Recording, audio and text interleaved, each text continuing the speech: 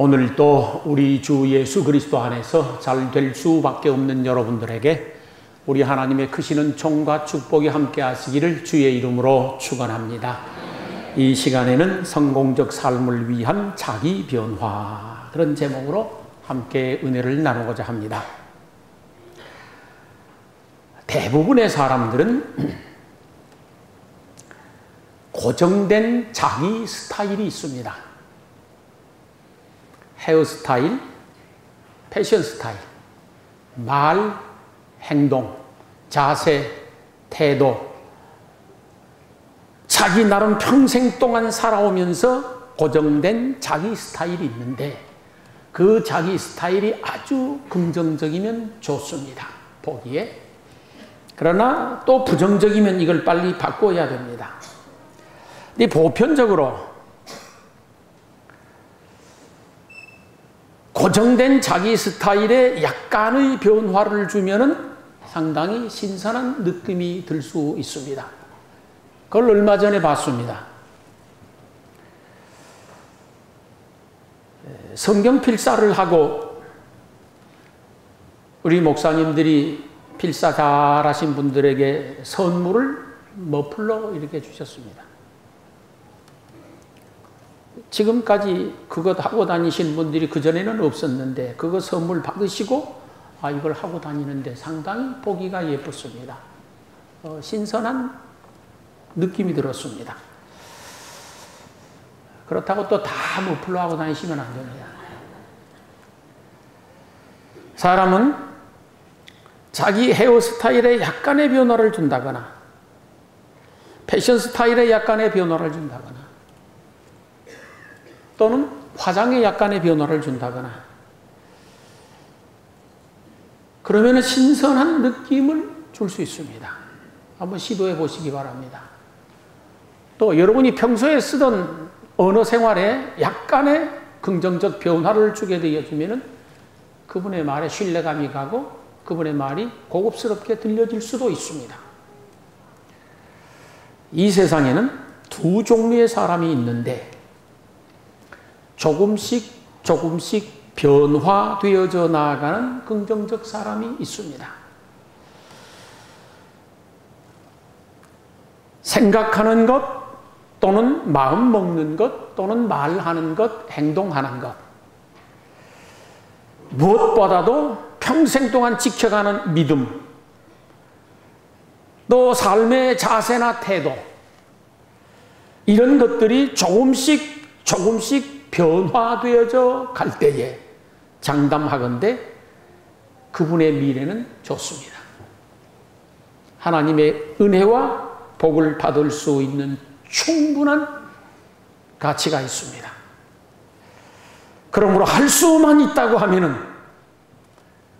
변화되어져 갈 수 있기를 소망합니다. 반면에 조금씩 변질되어져 가는 사람도 있습니다. 생각이, 마음 씀씀이가, 말하는 것이 또는 행동하는 것이 어떤 일을 대하는 또는 어떤 사람을 만나는 자세나 태도가 또는 믿음조차도 조금씩 변질되어져 가는 사람이 있습니다. 변질되면은 나도 모르는 사이에 하나님의 은혜는 떠나고 내 인생은 망가지기 시작하는 것은 틀림없고 자명한 사실입니다. 그러므로 하나님의 은혜와 축복을 받아서 성공적인 삶을 살아가기 위하여서는 끝없이 긍정적 변화를 시도하셔야 됩니다. 하나님은 변질되는 사람에게 벌을 내리시고 변화되는 사람에게 복을 내려주시는 줄로 믿습니다. 그러므로 성공적 삶을 위하여 무엇을 어떻게 내가 변화해야 할까 늘 고민할 수 있기를 소망합니다. 먼저는 이미 변화되어 버린 나, 이미 변화된 나를 깨닫고 믿어야 됩니다. 둘째는 변질된 나를 변화하도록 노력해야 되겠습니다. 이미 변화된 나는 어떤 사람일까? 예수 그리스도 안에서 하나님의 자녀로 변화된 사람이 저희들인 줄로 믿습니다. 우리가 예수 그리스도 밖에 있을 적에는 과거의 사람입니다. 옛사람입니다. 마귀의 종이었습니다. 사단의 종이었습니다. 과거에는 악령에 이끌려 살아가는 그런 사람이었었습니다. 그런데 이제는 예수 그리스도 안에서 거룩한 하나님의 자녀가 되었습니다.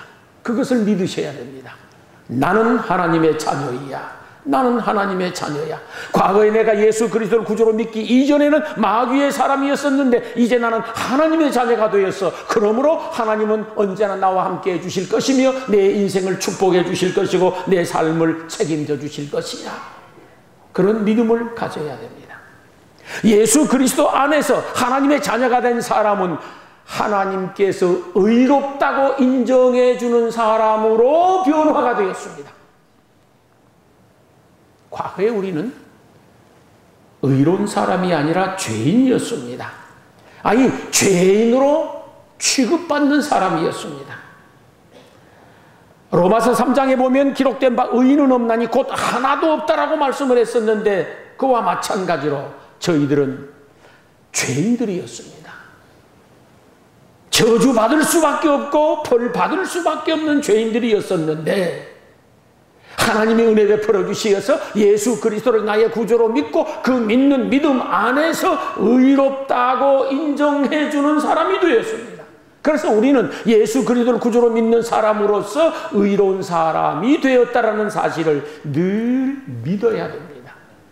우리는 의로운 사람으로 변화되었습니다. 그래서 많은 사람이 갈등하고 있는 것은 사도 바울과 똑같습니다. 내가 예수 그리스도를 구주로 믿고 하나님의 자녀가 되었는데 그랬으면 하나님의 말씀대로 온전히 살아야 되고 하나님의 말씀에 절대 복종해야 되고 하나님의 뜻대로만 살아야 되는데 그러지 못하는 것이 다반사이거든요.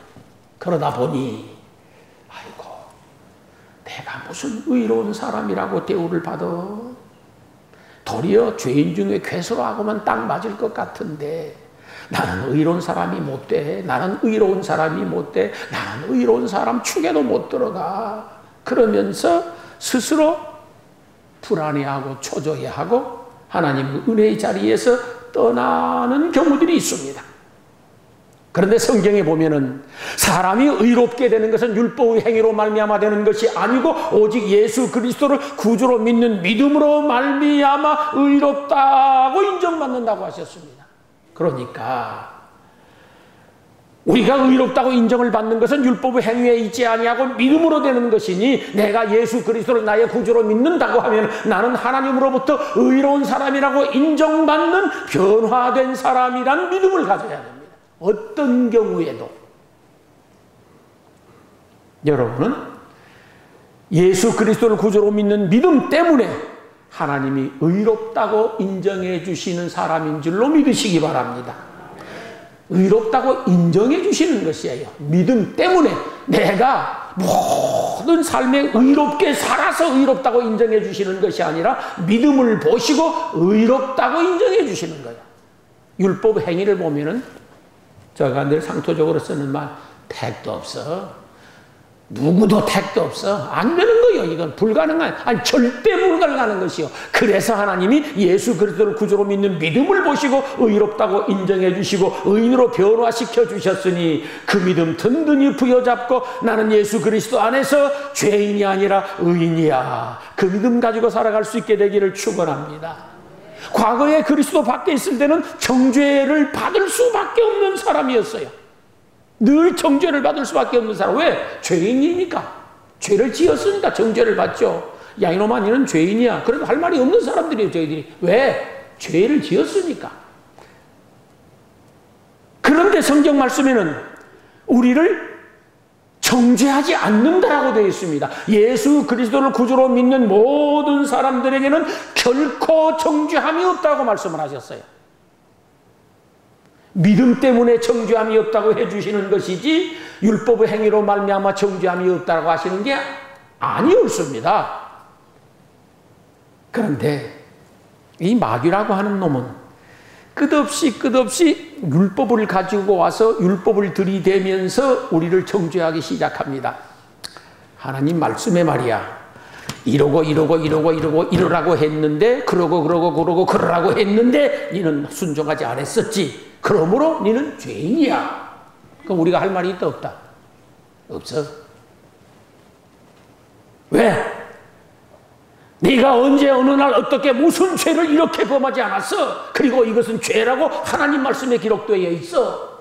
그러면 우리는 유구무원이라. 입이 있어도 할 말이 없는 거예요. 왜? 사실이니까. 그것이 사실이니까. 마귀는 끝없이 하나님의 율법을 가지고 와서 우리를 정죄하기 시작하고 정죄의 화살을 지속적으로 쏘아댑니다. 여기에 맞아 넘어지면 죽습니다. 다시 못 일어납니다. 그런데 하나님이 성경 말씀에 기록하시기를 그리스도 예수 안에 있는 자에게는 결코 정죄함이 없나니 그리스도 예수 안에 있는 생명의 성령의 법이 죄와 사망의 법에서 너를 해방하였습니다. 말씀하신 줄 믿습니다. 이걸 붙잡아야 되는 거예요. 우리는 마귀의 말에 귀를 기울이는 사람이 아니라 하나님 말씀에 귀를 기울이고 하나님의 말씀을 생명처럼 부여잡아야 됩니다. 그 안에서 자유함이 있고 그 안에서 정죄함이 없고 그 안에서 의롭다고 변화된 삶을 누릴 수 있고 하나님의 자녀된 복을 누릴 수 있는 줄 믿습니다. 날마다 순간마다 나는 예수 그리스도 안에서 결코 정죄함이 없는 하나님의 자녀가 되어서 의로운 사람이 되어서 그 믿음 가지고 당당하게 살아갈 수 있게 되기를 축원합니다. 과거에는 사망에 속한 사람이었습니다. 죄의 싹은 사망이니까요. 우리는 죄인이고 그래서 결과는 사망이잖아요. 모두가 다 사망에 속한 사람들이었어요. 사망이란 단순히 물리적으로 생물학적으로 호흡이 멈추고 맥박이 멈추고 내가 시체가 되어지고 송장이 되어진 그것을 사망이라고 하지 않습니다. 사망이 작은 부분의 하나입니다. 사망이라고 하는 말은 형벌이고 저주이고 파멸이고 불행이고 불운이고 기구한 운명이고 막히고 매이고 꼬꾸라지고 환난과 핍박과 고난과 죽음에 관한 모든 것들을 일컬어서 사망이라 그렇게 말을 합니다. 절망도 좌절도 자포자기도 전부가 다 사망이라고 하는 카테고리 안에 들어갑니다. 우리가 예수 그리스도 밖에 있을 적에는 철저하게 사망에 속한 사람들이고 마지막 지옥이라는 사망을 경험해야 합니다. 그런데 하나님이 은혜 베풀어 주시어서 예수 그리스도 안에서 새 생명을 얻게 하신 줄 믿습니다. 놀라운 사실입니다. 우리에게는 예수 그리스도로 말미암아 새 생명을 얻었습니다. 모든 일에. 그러므로 나는 예수 그리스도 안에서 새 생명을 얻은 사람이야. 사망은 나와 상관없는 일이야. 그러므로 나는 생명의 사람으로 살아갈 것이야. 끝없이 내가 사망에 속한 사람이 아니라 생명에 속한 사람임을 확신하고 믿고 그 믿음 가지고 미래를 열어가시면은 여러분의 미래를 하나님이 믿음대로 축복해 주실 것을 믿습니다. 과거에는 지옥 갈 수밖에 없는 사람이었어요. 뭐 때문에? 죄 때문에. 죄 때문에 우리는 지옥 갈 수밖에 없은 사람. 지옥이라는 것은 제가 늘 드리는 말씀이죠. 꿈에도 가기 싫은 곳이 지옥이에요. 만약에 여러분이 어쩌다가 꿈을 꾸셨는데 지옥을 가서 죽을 고생을 한번 했어. 그 사람은 그것으로 평생 믿음 생활 잘할 수 있습니다. 꿈에 지옥만 한번 갔다 와도 평생 믿음 생활 잘할 수 있습니다. 그래서 지옥 한 번쯤은 가봐야 되는데 어떻게 꿈에도 안 나타나 이게. 꿈에도 가기 싫은 곳이 지옥이라고 사실은. 지옥은 성경에 보니까 유황불이 꺼지지 않고 펄펄 끓는데 그 속에 들어가서 고통을 당하는데 죽지를 않네. 죽어버리면 좋겠어 그냥. 근데 죽지도 않고 고통을 당한다고 되어 있어. 성경에 보면 거기는 마귀와 악한 영들로 우글거리는 곳, 온갖 더럽고 추악하고 무섭고 두려운 것은 다 모여 있는 곳, 그것이 지옥인 거예요. 근데 거기서 죽지도 않고 그 고통을 당해야 돼. 근데 우리가 예수 그리스도 밖에 있을 때에는 이 세상 살다가 얼마 동안 잠깐 살다가 눈 깜짝할 사이 찰나 같은 세상을 살다가 지옥에 가는 거요. 예수 그리스도 밖에 있을 적에는 지옥에서는 영원토록 고통을 당하는 거요. 영원토록 저주를 받는 것이요. 한번 생각해 보세요. 여러분이 어쩌다가 가스불이나 촛불에 한번 손가락 1초만 됐다 떼어봐요. 어쩌시는지. 근데 이것을 영원토록 하고 있어야 된다고 가정을 해봐요. 불 속에서. 온갖 마귀는 우글거리고 온갖 두려움은 온 지옥 천지에 가득 차 있는데 그 속에서 외롭고 고독하게 그 고통을 당해야 하는 곳이 지옥인데, 예수 그리스도 밖에 있을 때는 지옥 갈 수밖에 없는 사람인데 이제는 예수 그리스도를 나의 구주로 믿음으로 말미암아 그 믿음 안에서 천국 갈 수밖에 없는 사람이 되었으니 할렐루야인 줄로 믿습니다. 이보다 더 큰 은혜는 없는 거예요. 무슨 은혜에도. 저는 이 모든 것을 전부 다 총망라해서 한마디로 늘 표현하는 것이 우리는 예수 그리스도 안에서 잘 될 수밖에 없는 사람이라는 것입니다. 이 모든 것을 총망라해서 우리는 예수 그리스도 안에서 잘 될 수밖에 없는 사람으로 변화가 되어버렸습니다. 하나님의 사랑받을 수밖에 없는 사람, 은혜 받을 수밖에 없는 사람, 하나님의 복 받을 수밖에 없는 사람, 천국 갈 수밖에 없는 사람. 그러므로 이미 변화되어 버린 여러분의 자신을 철저하게 믿고 그 믿음으로 일관해서 하나님의 은혜와 축복으로 남은 세월들도 성공적으로 살아갈 수 있게 되기를 주의 이름으로 축원합니다.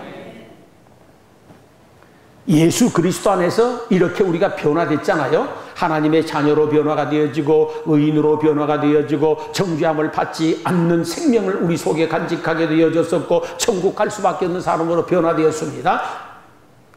이 변화된 것은 절대 불변입니다. 이 변화는 절대로 변하지 않고 바꿔지지도 않고 뒤집을 수도 없습니다. 보편적으로 우리가 그래요. 변화를 두 가지로 말을 해요. 하나는 화학적 변화가 있고 하나는 물리적 변화가 있는데, 물리적 변화라고 하는 것은 어떤 동기가 부여되면 그냥 이게 다시 바뀌어집니다. 변화가 자꾸 일어난다 이런 말이에요. 제가 그 예를 많이 들었었죠. 하나는 물이 있습니다. 물이 있는데 물에다가 일정한 온도를 가하게 되면 이게 증기가 돼서 올라갑니다. 그리고 공중에 올라가 있어요. 그러다가 일정한 동기가 부여되고 일정한 온도가 주어지면 다시 물로 되돌아와요. 일정한 온도를 가게 되면 이게 얼음이 돼. 얼음이 되는데 또다시 일정한 온도를 가게 되면 이걸 다시 물이 돼. 이걸 그 물리적 변화라 그래요. 이건 항상 변할 수 있어요. 연탄이 있는데 구공탄을 만들어도 연탄이고 갈탄을 만들어도 연탄이고 다시 언제든지 본래대로 변화가 될 수 있어요. 이게 물리적 변화이고, 화학적 변화란 한 번 변해버리면 다시는 변할 수 없는 것. 책이 있는데 불태워버렸어. 연기로 날아가고 재만 남았어. 이건 어떤 것 가지고서도 본래 것을 만들어낼 수 없어. 이제 안 바꿔지는 거. 이제는 한번 태워버리면. 마찬가지로 예수 그리스도를 나의 구주로 믿고 변화됐나, 하나님의 자녀됐나, 의로운 나, 생명 얻은 나, 천국 갈 수밖에 없는 나, 잘 될 수밖에 없는 나는 어떤 경우에도 변하지 않는 거예요. 그걸 믿으시기 바랍니다. 그래서 제가 늘 혈연관계로 많은 예를 들어주었어요. 제 설교를 들으시는 분들이 주일날 와서 듣고 박두만 목사 설교 다 들었다고 그런 소리 가서 하지 마십시오. 새벽 기도를 나오셔야 됩니다. 수요일을 나오셔야 됩니다. 그래야 제 설교를 다 들으신 겁니다. 사실은. 보십시오. 부자지간이 있습니다. 부자지간은 어떤 경우에도 나누어질 수 없습니다. 어떤 경우에도 이거 못 나눠요. 이것은요. 야, 이 나쁜 놈아, 네가 그래가지고 되겠네. 앞으로 나는 네 애비 안 할 것이요. 너는 내 새끼 아니요. 우리 갈라서자. 아, 좋아요. 아버지. 나는 내 아버지 자식 아니고 아버지는 내 아버지 아니에요. 그런다고 해서 부자지간이 끊어져요? 안 끊어져요? 안 끊어져요. 이것은 안 돼요. 형제 자매가 있어. 이건 혈연관계라는 것은 어떤 경우에도 나눠 놓을 수가 없어요. 그런 것처럼 하나님께서 왜 우리를 예수 그리스도의 십자가의 보배로운 피로 맺어버리셨는가? 다시는 변하지 않도록 하시기 위하여. 하나님은 우리를 그냥 어떤 물리적 변화를 만들어 놓으신 게 아니에요. 화학적으로 아예 그냥 혈연관계를 만들어서 어떤 경우에도 변할 수 없도록 만들어버린 것이에요. 그러므로 여러분이 어느 상황 속에 직면해 있어도 나는 하나님의 사람이야. 나는 의롭다고 인정받는 사람이야. 나는 정죄함을 받지 않는 거룩한 하나님의 자녀야. 내 속에는 거룩한 생명이 있어. 그 생명은 천국까지 이어질 것이야. 나는 오늘 부름을 받아도 천국 갈 수밖에 없는 사람이야. 그래서 나는 예수 그리스도 안에서 잘 될 수밖에 없는 사람이라고 하는 확고 부동한 믿음을 가지고 살으셔야 됩니다. 이미 변화된 것은 변할 수 없습니다. 그러므로 이 사실에 대하여 철저히 믿고 그 믿음으로 살아가시게 되기를 주의 이름으로 축원합니다. 그런데 변화된 우리가 지속적으로 변화시켜 가야 할 것들이 있습니다. 이미 변화되어 버린 저희들임에도 불구하고 또 변화되어져 가야 할 것들이 있으니 그 첫 번째가 믿음입니다. 우리가 믿음으로 말미암아 하나님의 자녀가 되었습니다. 의로운 사람이 되었고 천국 백성이 되었고 구원받은 사람이 되었는데, 살아가다가 보면은 하나님이 변화시키는 게 아니라 내 스스로가 어떤 동기가 부여되면은 예전에 그 뜨겁고 간절했었던 믿음이 어느 날 보니까 이거 긴가민가가 돼가지고 있네. 그런 경우들이 많이 있어요. 때로 내 믿음이 연약해져 버리고, 때로는 내 믿음이 오히려 불신으로 그냥 가득 차버리기도 하고, 그래서 내 믿음이 변질되어져 가는 경우들이 없잖아 있습니다. 구원의 확신이 흐려집니다. 하나님 오늘 당장 나를 불러가면 내가 천국 갈 수 있을까? 내가 지은 죄가 너무도 많은데. 그래서 확신이 떨어지는 거예요. 하나님의 말씀은 절대 생명입니다. 절대 능력입니다. 절대 권위를 가지고 있습니다. 이 말씀 자체가 곧 하나님이고 이 말씀 자체가 곧 예수님이라고 하셨어요. 이 말씀을 절대적으로 믿고 신뢰해야 되는데 어떤 이유에서인지 모르겠지만 하나님의 말씀이 하나님의 말씀으로 온전히 믿어지지 아니하고, 그럴 것 같기도 하고 아닐 것 같기도 하고 이렇게 돼요. 이게 믿음이 변질되어 간다는 사실이에요. 성경에 보면 기도하고 구한 것은 받은 줄로 믿으라, 그리하면 너희에게 그대로 되리라 그랬어요. 은혜가 충만할 적에는 그게 믿어졌어. 그런데 언제부터인가는 모르겠지만 기도하고 구한 것은 받은 줄로, 그 다음이 좀 문제예요. 내 믿음이 조금씩 변질되어 간다는 사실이죠. 어떤 외부적 동기에 의하여서. 겸손하게 낮아져서 교회를 섬기고 이웃을 내 몸처럼 사랑해야 되는데 언제부터인가 나도 모르는 사이에 교만이 목을 뻣뻣이 하고 쳐들고 미움이 나를 사로잡고 내 마음의 평화는 없어져 버리고 그럴 때가 온단 말이에요. 이게 변질이에요.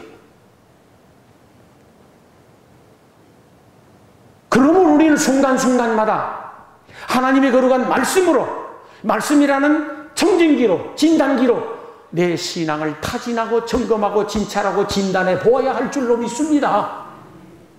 그래서 내가 만약에 조금씩이라도 내 신앙이 변질되어 간다라고 하면은 긴장감을 가지고 다시 변화를 시도해야 됩니다. 하나님의 거룩한 말씀을 부여잡고 하나님 앞에 엎드려 진지하고 간절하게 기도하는 가운데 내 신앙심을 변화시켜 가야 됩니다. 언제든지 우리의 믿음이 변질되면 벌이 따르고 변화되면 복이 따르는 줄로 믿습니다. 그러므로 우리의 믿음을 새롭게 변화해야 됩니다. 둘째는 마음의 변화입니다. 내 마음을 새롭게 변화시켜야 됩니다. 사람의 마음이란 어떤 동기에 의하여서 조속으로 변합니다. 우리말 있어요. 작심삼일. 어디 갈 때 마음 다르고 올 때 마음, 어디예요 거기가? 똥로로 갈 때 마음 다르고 올 때 마음 다르다. 금방 변한다 그 말이에요. 그게 사람의 마음인 거예요 사실은. 좋았던 마음이 안 좋았던 마음으로 변질되기도 하고, 긍정적이던 마음이 부정적인 마음으로 변질되기도 하고, 사랑했던 마음이 미움으로 변질되기도 하고, 평안했던 마음이 분노로 변질되기도 하고, 다양한 이유와 동기에 의하여서 우리의 마음은 조속변입니다. 착하고 충성된 마음이 악하고 게으른 마음으로 변질되어져 버리고, 희망과 소망으로 가득 찼었던 내 마음이 절망과 좌절로 변질되어 버리기도 하고, 우리 마음도 이렇게 늘 변질이 되어 가기가 쉽거든. 근데 변질된 상태로 가만 놔두면 결과는 망하는 거예요. 하나님은 우리 마음 이 속에서 생명의 근원이 난다라고 하지 않았습니까? 그러므로 만약에 내 마음이 하나님 보시기에 이건 변질되어 가고 있는 것이구나, 이래서는 내가 안 돼, 느껴지고 깨달아졌다고 하면 속히 내 마음의 긍정적 변화를 시도해야 될 줄로 믿습니다. 그래야 살 길이 생깁니다. 그래야 은혜를 받습니다. 하나님의 거룩한 말씀을 부여잡고 엎드려 기도하면서 변질된 내 마음을 긍정적으로 변화시킬 때에 틀림없이 하나님의 은혜는 임합니다. 하나님의 축복은 체험되도록 되어 있습니다. 그러므로 어떤 상황에서든지 내 마음이 변질되었다고 생각되어지고 느껴지거들라 그대로 눌러앉지 말고, 그건 죽음의 길입니다. 빨리 회복해야 됩니다. 빨리 변화를 시도해야 됩니다. 무엇으로? 하나님의 말씀으로 엎드려 드리는 기도로. 마음을 새롭게 변화하고 자연적으로 따라오는 것이 있으니 태도와 자세와 행동의 변화입니다. 불성실한 태도가 성실한 태도로 변화되어집니다. 시작과 끝이 여기라고 초지일관한 그런 태도로, 자세로 또 변화가 일어나야 되지 않겠습니까? 내 믿음이, 내 마음이 변화가 되어지면 자동적으로 따라오는 것이 자세, 태도, 행동, 말, 이런 것들입니다. 이런 것들이 긍정적으로 변화가 되어져야 됩니다. 의도적으로, 노골적으로 나를 변화시키기 위하여 애를 써야 됩니다. 그러면은 하나님이 성령을 통해서, 말씀을 통해서 도와주십니다. 모든 물건과 상품과 소위 메이커라고 하죠. 거기에는 브랜드 가치라는 것이 있습니다. 예를 들어서 삼성이라고 하는 그 이름의 브랜드 가치가 있고, 삼성 제품이라고 하는 그 제품의 브랜드 가치가 있습니다. LG는 LG 나름대로, 현대는 현대 나름대로 각기 그 브랜드 가치가 있고, 그 브랜드 가치만큼 대우를 받고 값을 받고 인지도를 얻고 그렇습니다. 제가 일부 예배 시간에 말씀을 드렸었는데, 어쩌다가 시장통에 가서 길표 가방을 하나 샀어. 길표가 뭔지를 아세요? 알면 다 끄떡끄떡. 이 동네도 오케이. 길표 가방을 하나 샀어. 괜찮아. 질도 괜찮고 모양도 괜찮고 비스무리해. 그런데 자랑스럽지는 못해. 이게. 그러죠? 자랑스럽고 어디 가서 당당하고 떳떳하게 내놓기는 좀 그래. 왜? 뭔 표니까? 길표니까. 근데 아주 명품 최고의 브랜드 가치를 가지고 있는 가방을 다 하나 샀어. 어떻게 돼서? 딱 이게 생겼어. 그러면 이건 어디에 나가서도 당당해. 좋아. 자랑하고 싶어. 보이고 싶어. 이것만 들고 있으면 괜히 내가 폼이 나는 것 같아. 왜 그럴까요? 그 브랜드 가치 때문에 그러는 거예요. 그 브랜드 가치가 그 가방을 높이 만들어주는 거예요. 다른 게 아니에요. 똑같은 가죽이라도, 똑같은 솜씨라도 그게 다른 거예요. 마찬가지예요. 우리가 인생을 살아가면서 하나님 앞과 사람 앞에 내 브랜드 가치를 높여야 됩니다. 그러면 내 브랜드 가치만큼 하나님께 은혜를 받고 하나님께 복을 받고 사람 앞에 인정을 받고 존경을 받는 줄로 믿습니다. 그거요, 그냥. 그런 의미에서 지금까지 내가 살아온 모든 삶의 여기까지는 내 브랜드 가치만큼 살아왔다고 생각하시면 됩니다. 앞으로 우리가 살아갈 것도 마찬가지예요. 지금 내 브랜드 가치를 내가 만들어가고 있는 것만큼 앞으로 살아갈 것이요. 하나님 앞에서, 사람 앞에서. 그러므로 철저하게 내 신앙의 브랜드 가치를 높여야 됩니다. 내 사고방식의 브랜드 가치를 높이셔야 됩니다. 내 행동에, 내 자세에, 내 태도에 모든 면에 있어서 내 인생의 브랜드 가치를 높이면 틀림없이 그만큼 값을 받습니다. 하나님의 법칙이요, 그건. 이 행한 대로 갚으리라고 하셨습니다. 보상하시는 하나님, 보응하시는 하나님, 믿음대로 되게 하시는 하나님, 심은 대로 거두게 하시는 하나님이십니다.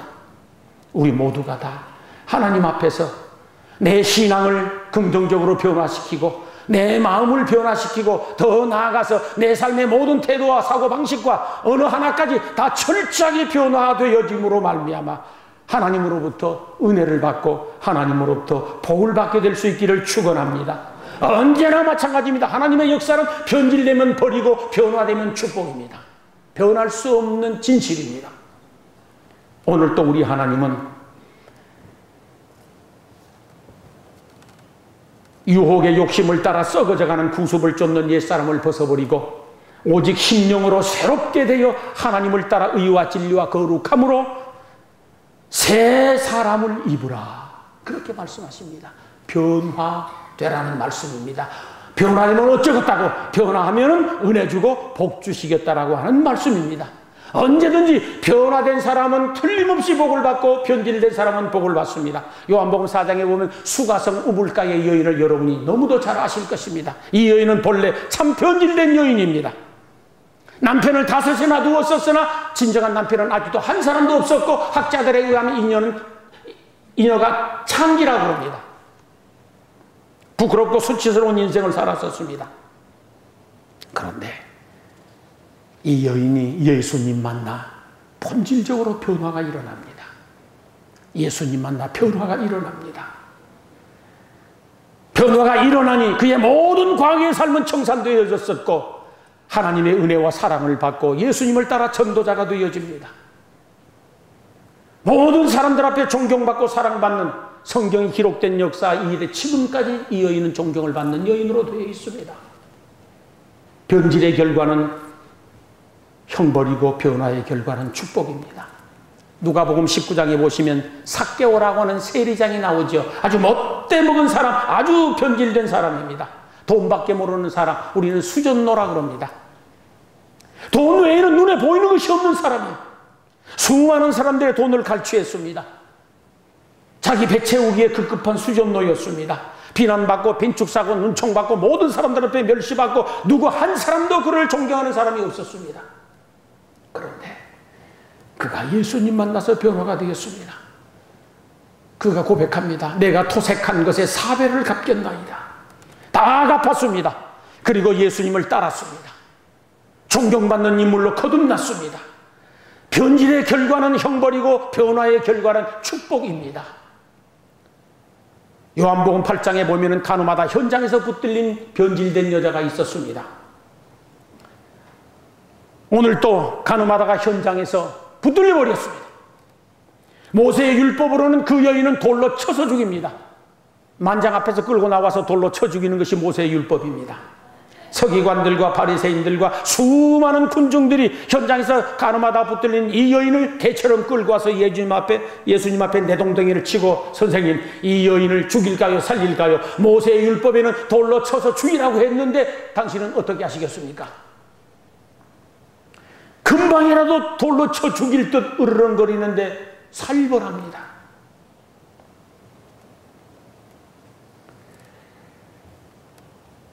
이때 예수님께서 땅에 글을 쓰시면서 조용히 말씀하셨습니다. 너희 중에 죄 없는 자가 먼저 돌로 치라. 너희 중에 죄 없는 자가 먼저 돌로 치라. 이 세상에 죄 없는 사람이 누가 있겠어요? 예수님의 말씀을 들은 모든 군중들이 성경에 보면 양심의 가책을 받았다라고 되어 있습니다. 내가 생각해보니 나는 눈에 띄지 않아서 그랬을 뿐이지 저 여자보다 더 나쁜 사람이야. 나는 저 여자보다 더 못된 놈이야. 스스로 양심의 가책을 느꼈습니다. 모양과 입장과 처지는 똑같지 않지만 이 여인보다 더 의롭다고 나설 사람이 세상에 누가 있겠어요? 예수님 말씀하셨습니다. 누구든지 죄 없는 자가 먼저 돌로 치라. 그러자 모두가 다 양심의 가책을 받자 어른들이 손에 돌을 떨어뜨렸습니다. 그리고 어디론지 한 사람 두 사람 떠납니다. 그것을 보고 있던 젊은이들 손에 맥이 풀렸습니다. 쳐 죽이려고 들고 있던 돌멩이를 자기도 모르게 떨구었습니다. 그리고 하나둘 흩어졌습니다. 황량한 벌판에 수많은 돌멩이들이 널려 있습니다. 그리고 거기에 예수님과 여인만 남았습니다. 오랜 시간 침묵이 지나갔습니다. 예수님이 침묵을 깨뜨리고 말씀하십니다. 너를 정죄하는 자가 있느냐? 예수님의 말씀을 듣고 그때서 여인이 정신을 차렸습니다. 그 전만 하더라도 돌멩이 맞아 죽을 걸 생각하니까 너무도 두렵습니다. 사시나무 떨듯 떨고 있었습니다. 예수님의 말씀을 듣고 주변을 둘러보니 아무도 없습니다. 너희를 정죄하는 자들이 있느냐? 아무도 없습니다. 나도 너를 정죄하지 아니하노니 가서 다시는 죄를 범치 말라. 나도 너를 정죄하지 아니하노니 가서 다시는 죄를 범치 말라. 그 순간 이 여인이 변화가 일어납니다. 그 순간 이 여인이 변화가 일어납니다. 아! 예수님도 나를 정죄하지 않는다고 하시는구나. 하나님의 아들 예수님이 나를 정죄하지 않는다고 하시는구나. 그리고 그 마음에 예수님을 영접합니다. 그리고 그의 영혼도, 그의 마음도, 그의 생각도, 그의 말도, 그의 행동도, 그의 삶의 모든 태도가 다 변화가 일어났습니다. 과거의 삶에 견주어서 180도 달라져 버렸습니다. 그리고 일평생 동안 그날의 감격으로 삽니다. 일평생 동안 예수님의 제자가 되어 예수님의 복음만 증거하며 삽니다. 뜨거운 가슴으로 삽니다. 너무 감사해서 날마다 쳐준 눈으로 살았습니다. 매일매일이 감격이었습니다. 변화는 축복이고 변질은 저주입니다.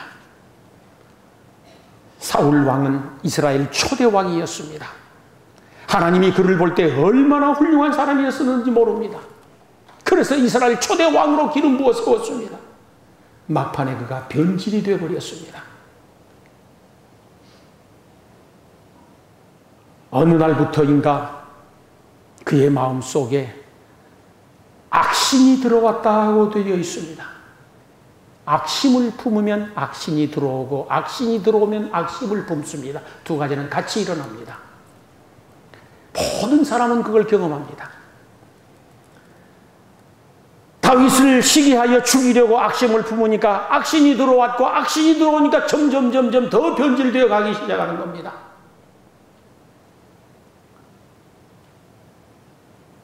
교만하여 제사장직을 침해하는 죄를 범하게 되어집니다.